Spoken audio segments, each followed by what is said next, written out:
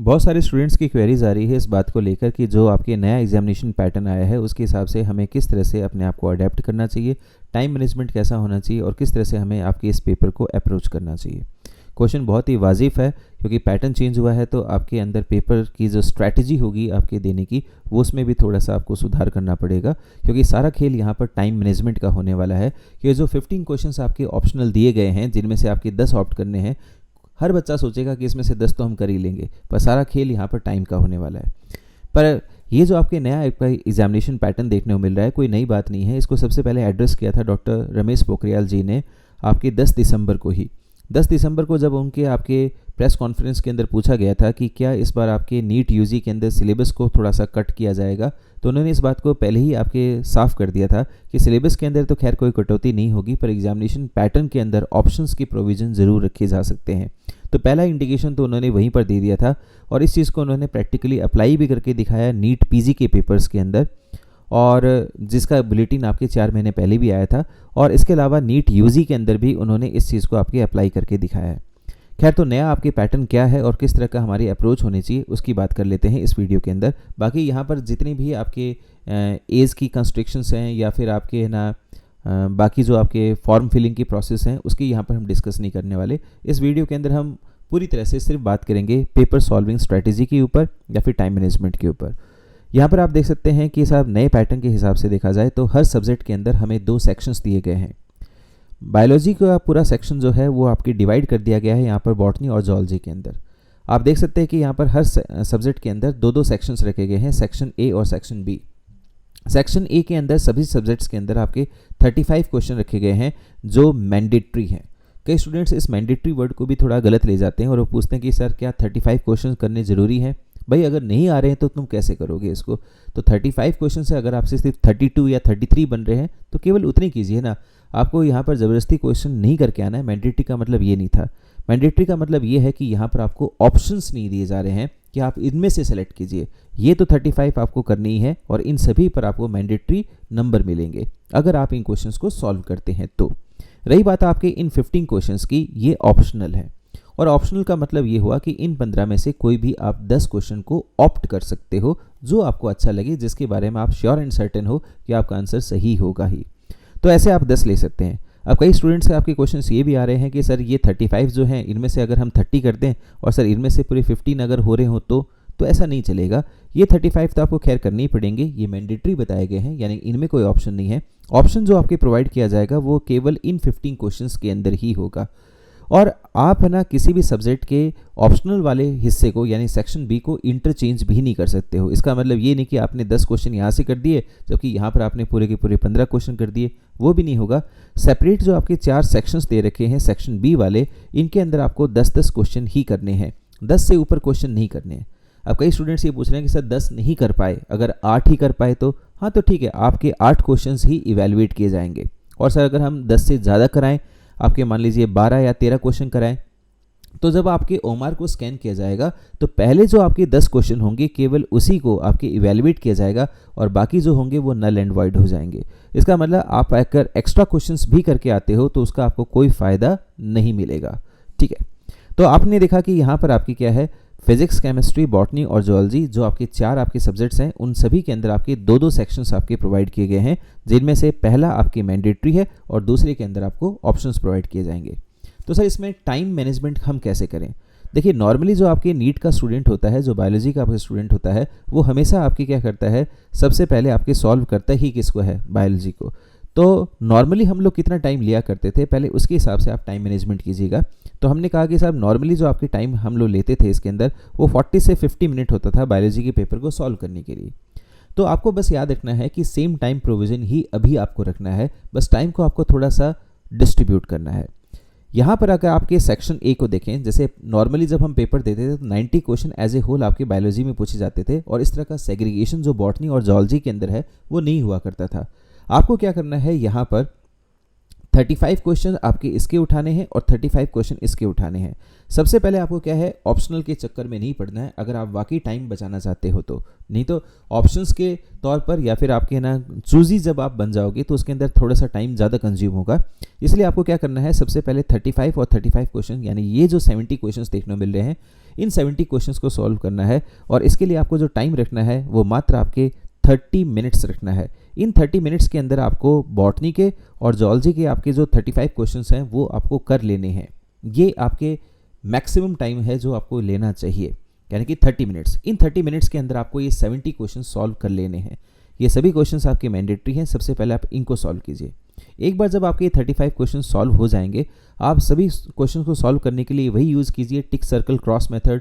यानी कि अगर आपको लगता है कि किसी क्वेश्चन के अंदर आपको थोड़ा सा 2 ऑप्शंस के अंदर जंबल अप हो रहे हो, तो आप ऐसे क्वेश्चंस को सर्कल आउट कर दीजिए और नेक्स्ट राउंड के अंदर आप उसको टेक ओवर कर सकते हैं। ऐसा भी कर सकते हैं, पर आपको ये 70 क्वेश्चन जो हैं ये मात्र आपको 30 मिनट्स के अंदर ही सॉल्व कर लेनी चाहिए। रही बात आपके 15 और 15, इनमें से आपको 10-10 ऑप्ट करने हैं। और यहाँ पर आपको खास बात जो आपको ध्यान देनी है वो ये कि इन 15 क्वेश्चंस को सॉल्व करते समय कभी भी आप साथ साथ ओमार सीट को ना भरें। इन 15 क्वेश्चंस में से आपके कोई भी 10 क्वेश्चन जो आपको लगता है कि जिसका आंसर आपको परफेक्टली ओके है, ऐसे आपके 10 क्वेश्चन को छांटने के बाद में ही आपको ओमार को उनकी रेलेवेंट पोजीशंस के अंदर भर देना है। अगर आपने गलती से 1 बाय 1 क्वेश्चंस के ओमार में भरने की स्ट्रेटजीज है, कई स्टूडेंट्स अपनाते हैं, अगर वो अपना रहे हो तो आपको मालूम चला कि पहला कोई क्वेश्चन है 15 में से और आपको लगा कि साहब इनमें से ये हो सकता है और मुझे लग रहा है कि ये सही है, पर कहीं ना कहीं आपको 10% चांस लग रहा है कि दूसरा भी हो सकता है और आपने उसको ओमार के अंदर भर दिया जो आपको बेस्ट लगा। हो सकता है आपका आंसर सही हो, पर अगले ही पल आपको ना उन 15 में से कोई दूसरा ऐसा क्वेश्चन मिल गया जो बहुत ही ईजी था, तो फिर आपका मन किया कि यार ये करना चाहिए, पर आप ओमार पहले भर चुके हो। तो ऐसी गलती नहीं करनी है। ऐसे 15 क्वेश्चंस, यानी कि सेक्शन बी जो है हर सब्जेक्ट का, इन सेक्शन बी को आपको 15 के क्वेश्चंस जो आपको है पढ़ने का टाइम लगेगा, यानी आपको चूज़ करना पड़ेगा और उनमें से 10 जो आपके बेस्ट होंगे उनको आप चूज़ कीजिए और जिनका आंसर होगा उनको एक साथ ही आपको ओमार के अंदर शिफ्ट करना चाहिए। ठीक है, तो आपको यूज़ करना है 40 से 50 मिनट्स की स्ट्रैटेजी यूज़ करनी है बायोलॉजी के लिए। इससे ऊपर आपको टाइम नहीं लेना है। याद रखिएगा 40 से 50 मिनट्स लेने के बाद में आपको यहाँ पर 10 मिनट लेने हैं ओमार को भरने में। कई स्टूडेंट्स क्या करते हैं, ओमार को बिल्कुल लास्ट में भरते हैं। ये बहुत ही ज़्यादा खतरनाक भी हो जाता है बहुत सारे स्टूडेंट्स के लिए, क्योंकि हमने हमारे एक्सपीरियंस से ऐसे भी देखा है, बहुत ऐसे स्टूडेंट होते हैं जो आपके पूरे के पूरे पेपर को सॉल्व कर लेते हैं पर ओमार को सही टाइम पर भर नहीं पाते, या फिर आपके क्या पूरा सीक्वेंस ही गलत कर देते हैं। तो सबसे बढ़िया रिकमेंडेशन तो ये है कि आप बायोलॉजी की जब आप सॉल्व कर लेते हो तो उसको आप ओमार में भर दीजिए। इसका सबसे बढ़िया आपको फ़ायदा बताता हूँ। फ़ायदा ये है कि अगर आप ना पूरी बायोलॉजी को पहले सॉल्व कर लेते हो और उसके बाद में ओमार को भरते हो तो आपकी मेमोरी के अंदर सिर्फ बायोलॉजी चल रही होती है। एक बार अगर आप पूरे पेपर को सॉल्व कर लेते हो, जैसे आपने बायोलॉजी कर ली, केमिस्ट्री कर ली और फिजिक्स भी कर ली, और उसके बाद में आप बायोलॉजी की आप ओमार भरोगे, तो आपका दिमाग उस क्वेश्चन को दोबारा स्कैन करने के लिए या फिर वेरीफाई करने के लिए इसका आंसर यही था क्या, उसमें थोड़ा सा टाइम ले जाता है और थोड़ी लैगिंग आ जाती है। इससे अच्छा ये है कि आप बायोलॉजी को पूरी तरह से सॉल्व करने के बाद में उसको आप ओमार के अंदर सारे के सारे आंसर्स को फिलअप कर दीजिए। ये सबसे बेस्ट स्ट्रैटेजी होगी। तो 10 मिनट आपके है ना मान लेते हैं 90 क्वेश्चंस की ओमार को सही तरीके से भरने के लिए। और ख़ास तौर पर यहाँ पर आपको ध्यान देना है सेक्शन बी के। सेक्शन बी के अंदर आपको जब तक 15 क्वेश्चन आपके हर सेक्शन के पूरे ना हो जाएं आपसे और उनमें से आप 10 आप ना छांट लेते हो तो तब तक आप ओमार को ना भरें। ठीक है, उसके बाद में आते हैं आपके केमिस्ट्री पर। केमिस्ट्री पर ऑन स्टैंडर्ड टाइम जो होता है स्टूडेंट जो आपकी यूज़ करता है वो आपके यूज़ करता है 50 मिनट्स ही। ठीक है, इसके अंदर आपको क्या है 35 मिनट्स हम मान के चलते हैं आपके सेक्शन ए के लिए और 15 मिनट्स लेके चलते हैं आपके इन 10 क्वेश्चन को चूज़ करने के लिए। देखो 10 क्वेश्चन करने में हो सकता है आपको 10 मिनट ही लगे, पर बात यहाँ पर वो नहीं है। बात यहाँ पर अपना बेस्ट देने की है। 15 क्वेश्चन में से आपको जज करना है कि मेरे कौन से 10 बेस्ट हैं जिसके अंदर कोई भी नेगेटिव मार्किंग नहीं हो सकती है, और यही टाइम मैनेजमेंट आपका सबसे ज़्यादा आपकी क्या होगा मेरिट को तय करेगा। तो 50 मिनट एज ए होल आपके ना केमिस्ट्री में लग रहे हैं और 5 मिनट्स हम मान के चलते हैं यहाँ पर आपके ओमार सीट को फिलअप करने के लिए। आप यहाँ पर भी ओमार सीट को साथ में भरें, पर इसमें सेक्शन बी का विशेष तौर पर ध्यान रखें कि सेक्शन ए को तो आप ओमार को ना भर भी सकते हैं। अगर आपके कुछ क्वेश्चंस मान लीजिए आपने 35 में से सिर्फ 30 ही सॉल्व किए हैं तो भी आप ओमार को फिलअप कर सकते हैं। पर अगर आपके सेक्शन बी में आपने 10 क्वेश्चन अभी तक चूज़ नहीं किए हैं, उन 10 क्वेश्चन को एक साथ ही भरें, वो ज़्यादा बेस्ट आपकी स्ट्रेटेजी मानी जाएगी। रही बात फिजिक्स की, तो इसके लिए आपको ज़्यादा टाइम लगता है।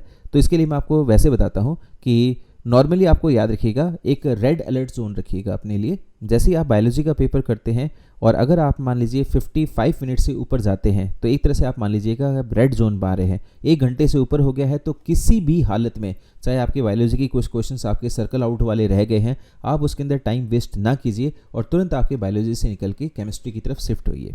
केमिस्ट्री के अंदर आपको देने हैं सिर्फ 50 मिनट्स और 50 मिनट्स के बाद में अपने आप को शिफ्ट करना है फिजिक्स में।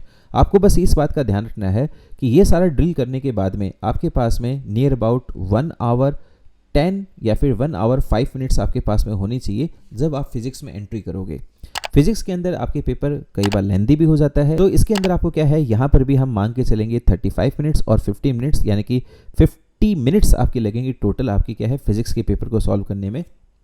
कई स्टूडेंट्स की फिजिक्स थोड़ी अच्छी होती है तो कम टाइम लेते हैं, पर यहाँ पर रेकमेंड ये किया जा रहा है कि भले चाहे आपकी फिजिक्स स्ट्रांग हो पर हमेशा आप अपने टाइम मैनेजमेंट के हिसाब से 1 आवर टाइम तो ज़रूर लेके चलें, किसके लिए, फिजिक्स के लिए। तो इस तरह से आप टाइम मैनेजमेंट करके आप किस में कर सकते हैं। याद रखिएगा जो नया पैटर्न है इसके अंदर आपके बहुत सारे प्रॉज एंड कॉन्स हैं, आपको फ़ायदे भी मिलेंगे और इसका थोड़ा बहुत नुकसान भी है। फ़ायदा क्या, फ़ायदा तो ये है कि उन स्टूडेंट्स के लिए जो आपकी क्या है लॉकडाउन की वजह से, कोरोना की वजह से, या फिर आपके ना फैमिलीज़ में सर्टन मिस हैपनिंग होने की वजह से, या फिर टाइम आपके ना जिस टाइम में आपके सिलेबस वो पूरा नहीं कर पाए ऑनलाइन क्लासेस की वजह से, किसी भी आपके कारण की वजह से अगर वो अपने सिलेबस को टाइम पर मेकअप नहीं कर पाए हैं, या फिर कोई ऐसे टॉपिक हैं जो उनके बहुत ज़्यादा हार्ड हैं, तो उनके अंदर वो आपके क्या है ऑप्शंस को चूज़ कर सकते हैं, जिसकी वजह से उनको एक अच्छा आपके ऑप्शन मिल जाएगा। दूसरा क्या है, दूसरा यहाँ पर यह है कि अगर हम इसके नुकसान की बात करें तो नुकसान ये है कि जो स्टूडेंट्स आपके पढ़ने वाले हैं, जो मेरिट में आना चाहते हैं, उनके लिए फ़ायदा ये है कि उनको भी तो ऑप्शंस मिल रहे हैं और वो आपके और अच्छी तरह से आउट परफॉर्म करके दिखाएंगे। और ऐसे स्टूडेंट्स अगर आपके आउट परफॉर्म करेंगे और आपके ऑप्शंस मिलेंगे तो निश्चित रूप से मेरिट ऊपर जाएगी। पर बात वही है, खेल सारा का सारा टाइम मैनेजमेंट का रहेगा। जो इन आपके ऑप्शनल क्वेश्चन में से 15 में से सही 10 क्वेश्चन को सही टाइम पर निकाल पाए, बात वो है। क्योंकि आप ये देखिए आपको 15 में से 10 क्वेश्चन तो करने हैं पर पढ़ने तो आपको 15 के 15 ही हैं। इसलिए आप फटाफट इसको स्कैन कर लीजिए कि आप इसमें से कौन से बेस्ट 10 क्वेश्चन कर सकते हैं, और इस तरह से आप टाइम मैनेजमेंट करके, तो इसके लिए आपको ना कुछ क्वेश्चंस की पेपर की इसी पैटर्न के ऊपर प्रैक्टिस भी करनी चाहिए। इसी पैटर्न पर अगर आप कुछ क्वेश्चन पेपर की प्रैक्टिस कर लेते हैं तो उससे आपका कॉन्फिडेंस काफ़ी बढ़ जाएगा, और टाइम मैनेजमेंट के आपके इस पैटर्न को अगर आप अप्लाई करके देखते हैं कुछ पेपर्स के अंदर तो आपका पेपर श्योर एंड सर्टनली बहुत अच्छा जाने वाला है। ऑल द बेस्ट, तैयारी करते रहिए। Thank you.